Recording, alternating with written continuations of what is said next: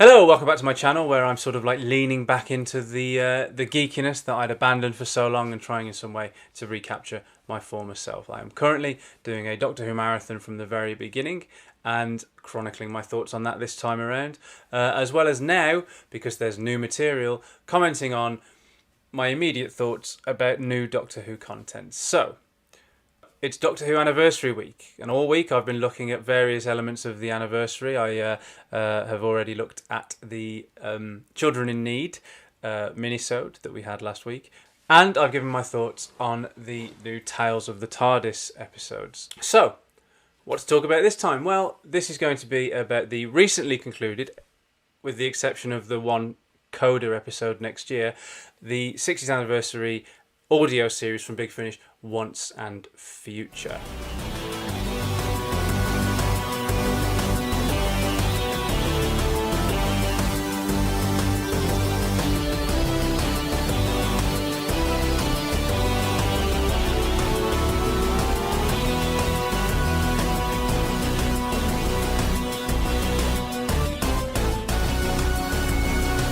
This will contain spoilers. If you haven't listened to Once and Future, I suggest going to listen to them if you're going to. If you have any plans to, listen to them and then come back and watch this, because I will be giving certain things away.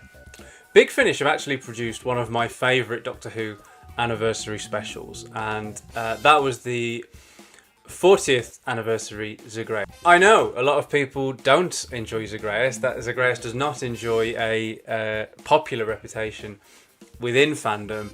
I think I like it. It does something differently, which I approve of, and I'll always cite that when it comes to any reservations I might have about other anniversaries.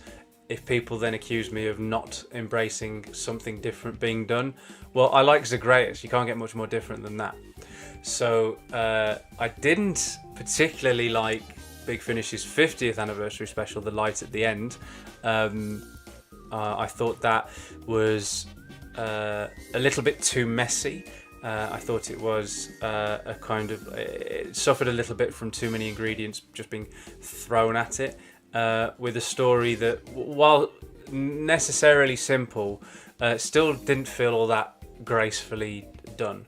So, I was sort of looking forward to the 60th anniversary, especially as it was released throughout the year. So, at the moment we've had 7 episodes, and they were released, I mean, sort of pretty much monthly. There was 2 in October. They're about sort of like anywhere between, I think, 55 to 70 minutes long. And they feature a myriad of doctors and companions. The central idea is that in the first episode, the Doctor, during the Time War, is hit by a degeneration weapon, which causes him to fluctuate between his incarnations. So there are little cameos and sometimes extended scenes within the episodes of Stephen Noonan as the first Doctor, Michael Troughton as the second Doctor, and Tim Treloar as the third Doctor. But then the main episodes themselves are led by pretty much like one Doctor each. So Tom Baker leads the first episode, Peter Davison leads the second, Sylvester McCoy leads the third, Colin Baker leads the fourth, David Tennant leads the fifth, Christopher Eccleston leads the sixth, and Paul McGann leads the seventh. So like each Doctor gets an opportunity to lead the adventures, and I think what really helped, and I've just finished listening to them like back to back as one whole, and that works infinitely better than it did when there was like a month between releases. And when there was a month between releases, I was having a very conflicted experience. So the opening episode is called Past Lives, and that features Tom Baker as the Doctor. The Doctor gets hit by the degeneration weapon, fluctuates through his incarnations, settles as the fourth, and he sets out to try and find what's happened to him. It also features Rufus Hound as the monk. It features Sadie Miller as her mother, Elizabeth Sladen's character Sarah Jane Smith, and it features Gemma Redgrave and Ingrid Oliver as Kate Stewart and Osgood. They sort of get into an adventure with crocodilian aliens, and it's solid. It's fine. But because it's only solid and fine, and only part one of an episode, when it got to the end of it, and the Doctor just kind of like goes, "No, I must go and find what's happened to me." He goes off, and then you have a month to wait until the next one. And it didn't feel like it ended on a cliffhanger enough to keep me hooked. So it started what I felt was like a damp squib. And then 1 month later, episode 2, The Artist at the End of Time, was released. And this time, the Doctor settles in his 5th incarnation and goes to sort of like the dying days of the universe, where with time running out, he sort of like stabilizes again. He runs into Jenny, his daughter, who's put in there really because Peter Davison and Georgia Moffat are obviously real life father and daughter. But the idea of this one I really like is that there's a final artwork from every civilization, and the value that's added onto that with being the final artwork from every civilization is immense. So you have people moving in these art circles, and then it becomes apparent that somebody seems to be orchestrating them to be the final artworks, because every time a particular artwork by a particular artist, because the Doctor and Jenny realise it's done by the same artist, when that artist is finished with that particular piece of art, the planet ends up being destroyed. As they look into it more, it turns out that the artist is the curator, but not the Tom Baker version of the curator, the Colin Baker, the older Colin Baker version of the curator, who's popped up in Big Finish before. He popped up in the Stranded series. And so what you've got there is, because while this is a multi-Doctor series, the Doctors don't interact because they're just one Doctor fluctuating through incarnations. Here, Peter Davison and Colin Baker get some really lovely scenes, because Colin Baker's playing the curator and Peter Davison's playing the Doctor. And the three of them, Colin, Peter and Georgia, lead this really well. They actually are quite nice to spend time with. And like I said, I like the premise of there being a final artwork from each civilization. That was fun, but it wasn't a continuation from the first episode, and the mystery of the degeneration is again kind of like pushed to the back seat, which is fine, because it's really just an like an overarching device. It's like a story arc rather than a story in itself. But it's so interesting. The Doctor's been hit by a degeneration weapon. He doesn't know what's happened to him, and he's fluctuating between incarnations. I feel like that should be the story and not just an arc. And I feel like had there been more continuity between these earlier episodes, I would have been more on board during the initial release cycle. Because then the Doctor's off again this time. There is a cliffhanger. He stabilises as the 7th Doctor and gets taken out of time. At the beginning of the 3rd episode, A Genius for War, it's the Time Lords that have done that, because they've had a communication from Skaro, from Davros, who's being held prisoner from the Daleks, and he wants the Time Lords to rescue them, particularly the Doctor. And here you get to hear Sylvester McCoy in the Time War, and the novelty of that is great. He's interacting with the Big Finish original Time War character Veclin, and the General from The Day of the Doctor. And Ken Bones is always great, especially on audio, because his voice is incredible.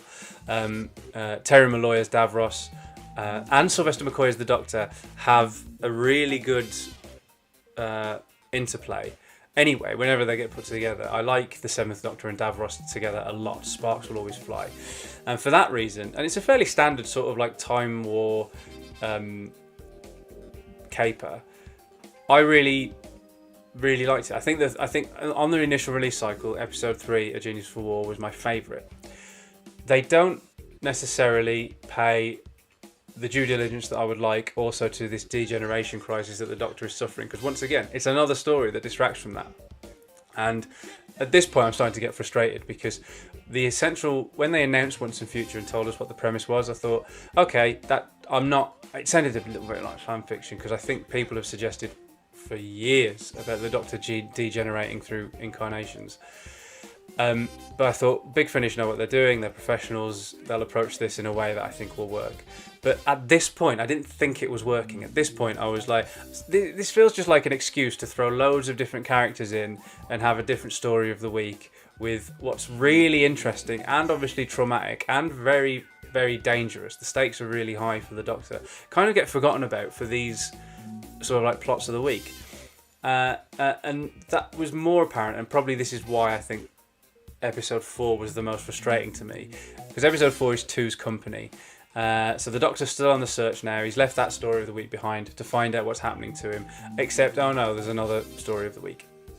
And this time, I think it was frustrating because it's funny actually, while I think the degeneration plot does play more into this one because the Doctor is trying to find out what's happening and does find out a little bit more. This is where the dartboard effect of which characters can we use and put together really feels a little bit laboured. So you've got an older Harry Sullivan, you've got Jackie Tyler, and you've got Lady Christina D'Souza.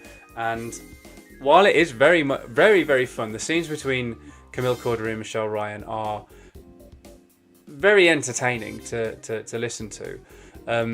The Doctor starts off as Tim Treloar's third Doctor, meets Harry Sullivan, and then you think, oh, that's nice actually. The third Doctor and Harry get to have a little scene, but there's a story reason for it too, because then the degeneration hits and he fluctuates. He ends up as the sixth Doctor. Now, Harry knows that shouldn't happen. Harry knows that the third Doctor regenerated into the fourth, Tom Baker, because he travelled with the fourth Doctor in the immediate aftermath of his regeneration, so he knows that something's not quite right. Now, Harry thinks that he's actually working with another Doctor. Harry thinks he's working with a future Doctor, but he's actually not. It's obvious that he isn't to us, because the guy does not behave like the Doctor at all. And then when it becomes apparent who this character is, it's a really nice twist, and it's an existing Big Finish villain who I think is a really interesting character at an earlier point in their life. He's a Time Lord villain, and this is an earlier incarnation of them. And it's very interesting thing to do. But because these stories were being released monthly at the time, and so much time was passing between them, that I really honestly feel that if it had just been a story about the Doctor trying to work out what's happened to him, that would have been more gripping to me than for it to have a pin put in it every month to deal with this caper of the month. I don't care about those crocodilian reptiles from past lives. I don't care very much. While I liked the idea, it wasn't as interesting to me as what was happening to the Doctor. I would have rather the Doctor have been like, I'm degenerating, I need to sort this out because I'm about to die. That would be more pressing to me than what's going on with these final artworks from these civilizations. And then in the third one, while I love Terry Malloy and Sylvester McCoy together, I'm still like, okay, the Doctor is degenerating and it's quite pressing and quite important, but okay, let's do this Time War rescue mission sidestep. And then in this one where it's like, okay, now finally this is episode 4, are we? It's like a run around with auction houses and Lady Christina D'Souza and Harry Sullivan and Jackie Tyler, and that felt all a little bit too disparate. And then we get to episode 5, which is, I think at the moment, probably my favourite of the run so far, because obviously there's the Coda next year. This one, I think, was particularly strong. For a sustained period at the beginning, the Doctor stabilises in his first incarnation as Stephen Noonan. And if you haven't heard Stephen Noonan as the first Doctor, then it's not a pitch-perfect impression of William Hartnell, but it is a really good evocation of the first Doctor on audio. Like, you listen to it, and eventually you go, oh, okay, it's not William Hartnell. Then eventually you kind of get drawn in and you're like, oh, I feel like I'm listening to the first Doctor. Now he finds himself on Planetoid 50.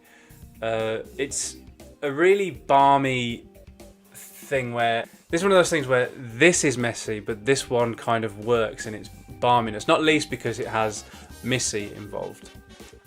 And what's really fun is having the first Doctor sort of like have memories and experiences of his later incarnations, and So this is the first Doctor with like memories of the Time War, because he got hit by the degeneration weapon during the Time War.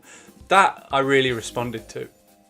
So as well as Missy, you've also got the Paternoster gang, and they don't slot in as messily as you might think. Missy having a sort of like keeping Jenny prisoner, keeping Vastra prisoner, having Jenny under hypnosis, and then Strax bombing around as well. It works.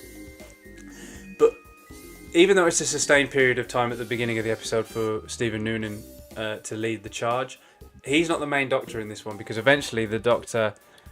And it's what I wondered, actually. I was like, how can this happen where... Because they announced that David Tennant and Christopher Eccleston were in this series. And then you're like, well, if the Doctor's degenerating, how can that happen? Do they meet, like, future versions of themselves? No. They end up sort of, like, jumping to the future, and you have a weird thing where the Doctor knows that this is a face he hasn't had yet. Behaves like that incarnation and doesn't really understand why. And David Tennant pulls that off quite well. Like, you're listening to the 10th Doctor, but you're listening to the 10th Doctor who doesn't know this personality that he's got, and it's really subtle, but I liked it. It works. Added to that, the 10th Doctor and Missy is a great combination. And then it's revealed that the Missy isn't Missy. The Missy is another incarnation of the Master that's also been hit by the same weapon as the Doctor, and is also fluctuating between incarnations. That is a great reveal and a great twist. So Michelle Gomez and David Tennant together works. The Paternoster gang and David Tennant together works.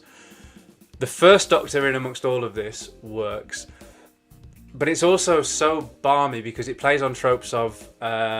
it's called The Martian Invasion of Planetoid 50, and it plays on H.G. Wells' War of the Worlds, because that's... Missy's got her own plan, or the Master's got their own plan in the form of Missy, and evokes H.G. Wells' War of the Worlds. And all of it, as batshit as it is, coalesces into a really satisfying episode. Why I think it doesn't detract from that main story that I've been complaining the others did is because there are two Doctors in it for a lengthy period of time. So you've got the idea of the Doctor changing, but also the reveal that that the Master has been hit by the same weapon. That makes it feel like it's germane to the whole plot. So as well as just being entertaining in its own right, enough that it sort of like diverts me for however long it is that I'm listening to it, it also does feel like it advances that central plot. Finally, after 5 episodes, I feel like the story is getting somewhere.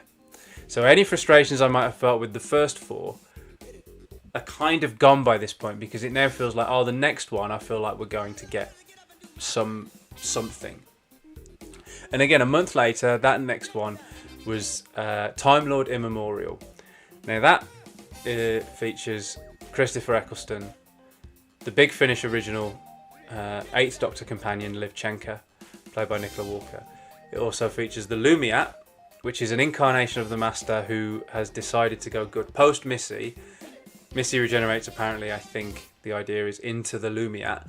And the Lumiat is played by Gina McKee, which is a lovely little reunion for Christopher Eccleston and Gina McKee from Our Friends in the North. And there's also an appearance from the alternate universe Doctor, played by David Warner. His inclusion feels unnecessary, but I'm not complaining about having David Warner in this story. David Warner is fantastic. And I have to admit, even though I am a long-time Big Finish listener, I've never actually... I've not listened to any of the Unbound audios that featured him, or the Bernice Summerfield boxes that have him in as well. David Warner's Doctor was an unknown element to me going into this story, and I really liked him. And also, it's really lovely to have Christopher Eccleston in essentially a multi-Doctor story, which he said he'd never do.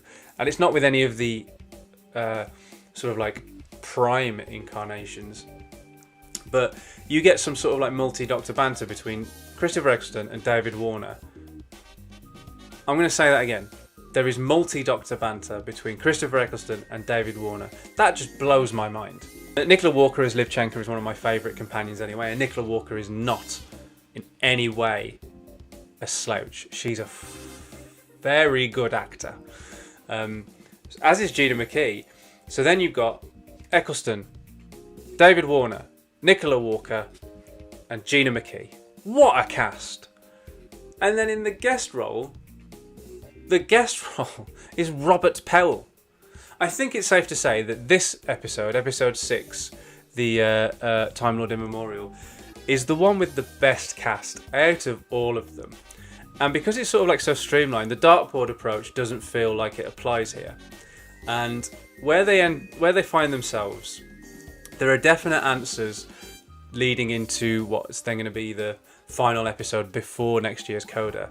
It does feel like the story advances, and it's led by such an amazing cast that finally I now felt like the story, Once and Future, was picking up. Especially, I still thought that the Invasion of Planetoid 50 was better than Time Lord Immemorial, but Time Lord Immemorial was no way a poor listening experience. I really, really enjoyed it.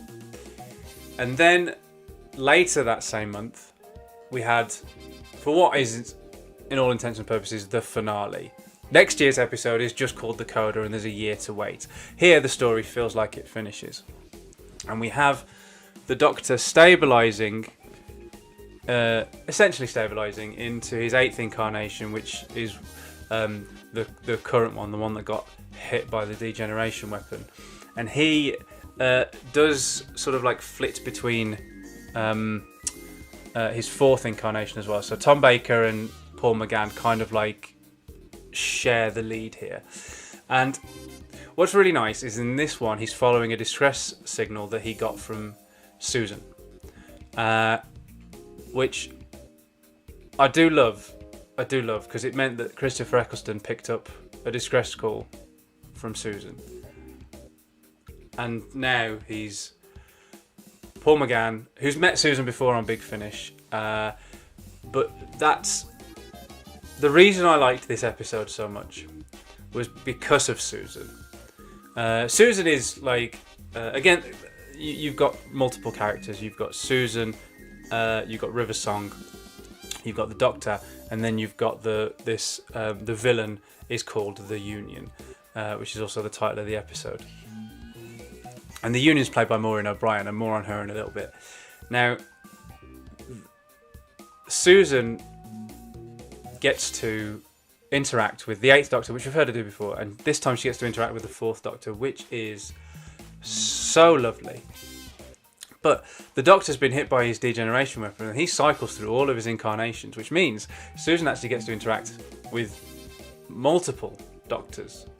And it's really, really nice. It's really nice. So the story ends with a kind of like heartwarming message, because ultimately the answers are given that the Union is behind the Doctor's degeneration. Now, the Union, played by Maureen O'Brien, also turns out to be the ultimate name of this Big Finish villain that I find incredibly interesting, the earlier incarnation of which featured in the episode 4 with Colin Baker, Two's Company.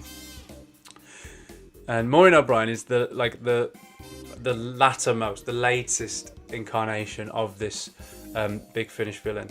And she's incredible. She's so good. Maureen O'Brien has played multiple characters in Big Finish, and obviously has played Vicky. And I marvel at how good Maureen O'Brien is as an actor.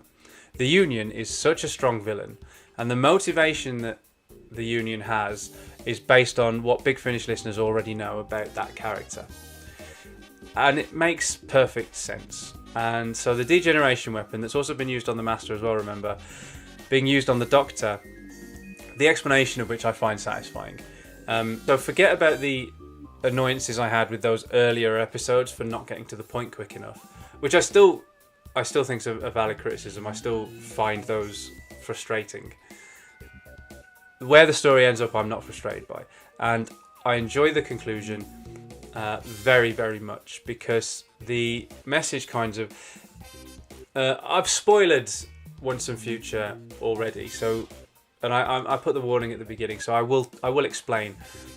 The Union is a version of a Big Finish character who we met the first time, called the 11, which is a Time Lord who every time they regenerate, the previous incarnation hangs around in their head. So their voices in their head. So when there's two of them, which episode 4, Two's Company, it's the two. The first incarnation hangs around. Now with every subsequent regeneration, more of those voices are in their head. By the point they get later on, they're in it's insanity. And the Union has found a way to keep them all at bay, but wants other Time Lords to know how it feels.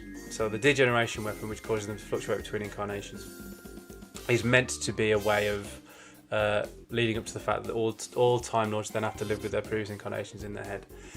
But the message that the Doctor has is that, like, when Doctors meet and they bicker, this time all of them, whoever they are, love being the Doctor. So when the Doctor cycles back into an incarnation, when that incarnation comes back, the Doctor's like, "Ah, this one, I'm glad."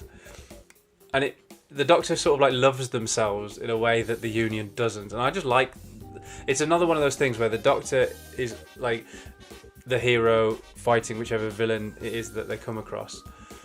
This sort of like looks at the strength of the Doctor's character and uses it as a way to do it. It's done very well, and quite a fitting conclusion to an anniversary series. And then there's also a lovely little extra twist, which is that the Paul McGann incarnation wasn't the one that got hit by the degeneration weapon and isn't the current Doctor. It's actually the War Doctor, and so Jonathan Carley gets a little cameo as the War Doctor, who, like, and he more than holds his own. Jonathan Carley's War Doctor is a very good performance, and I'd recommend you seeking it out. So Once and Future is a mixed bag, but ultimately it ends up in a place that is a really good celebration for Doctor Who's 60th. And I just said I re-listened to them all again for the first time. I re-listened to them as one whole rather than waiting a month between each episode, and it works infinitely better. I still have frustrations about those early episodes, but it's not they're not as big, because following on, like, you're not waiting for a month for nothing to come back. So, like, there's no real, like, why the Doctor go and rescue Davros doesn't have any impact on the rest. The crocodilian aliens have no impact on the rest of it. So those still feel like unnecessary diversions. The Martian invasion of Planetoid 50, that is a sort of almost pointless diversion with the H.G. Wells tropes. But I don't know, if that's so much more entertaining than the others, which feel like very basic by the numbers plots, that I feel like either it could have been streamlined in that it doesn't have to have had unnecessary plots of the week detracting from a really pressing and important story throughout. They could have just been, I guess, a little bit more entertaining, because if I'm going to criticise Two's Company and The Artist at the End of Time and Past Lives for not being urgent enough when it comes to the Doctor's degeneration, I guess I could say the same of the Martian invasion of Planetoid 50, but that entertained me more. And also, that did have more answers, I feel, because of the whole turning out that the Master had been hit by the same weapon. Listen to it for yourself if you're going to, because I'd be really interested to hear everybody else's thoughts. It's a little bit too bitty for me, the way it was released, but going back to it as a collection, I had a much more rewarding experience, and I think it was way better than the 50th anniversary, The Light at the End. I think maybe I'll have to re-listen to Zagreus, but I still think I prefer Zagreus. But then, like, the later episodes of this one were so good, and I enjoyed them. That it maybe, does it balance out? I don't know. Is there a drag factor of the early ones? At the moment, I don't know. I think Once and Future is not as cohesive a whole as it could have been, but still very entertaining series. And while, a few months ago I did my ranking of the anniversary specials, in a few weeks' time, when the dust has settled on the giggle, I will be doing an updated ranking of the anniversary special. So it'd be interesting to see where Once and Future lies in that. So, as ever, thank you so much for watching. If you enjoyed this Big Finish fan sort of speak out loud and try and work out what he thought of the 60th anniversary series Once and Future, then you know how YouTube works. Please do give it a like, share it around. I would be super, super grateful. And what do you think, if you've listened to it? What do you think of Once and Future? Do you agree that it was a little bit too messy and the Big Finish dartboard worked overtime? Or do you think it sort of like galvanised in a way that I'm not giving it credit? Do you think that it was a fitting way to celebrate 60 years of Doctor Who? Or do you think it was just an absolute, just a mess? Whatever your thoughts, let me know in the comments below, and I'll see you back here soon. Coming up, I'll obviously have the review of the Star Beast, hopefully not too soon after it goes out. The marathon will also be continuing apace with the Web of Fear, and I may also be doing a special video for the 60th anniversary of Doctor Who on the 23rd of November. I do not know yet. So, if you don't want to miss any of that, please do hit the subscribe button and clang the cloister bell. See you soon.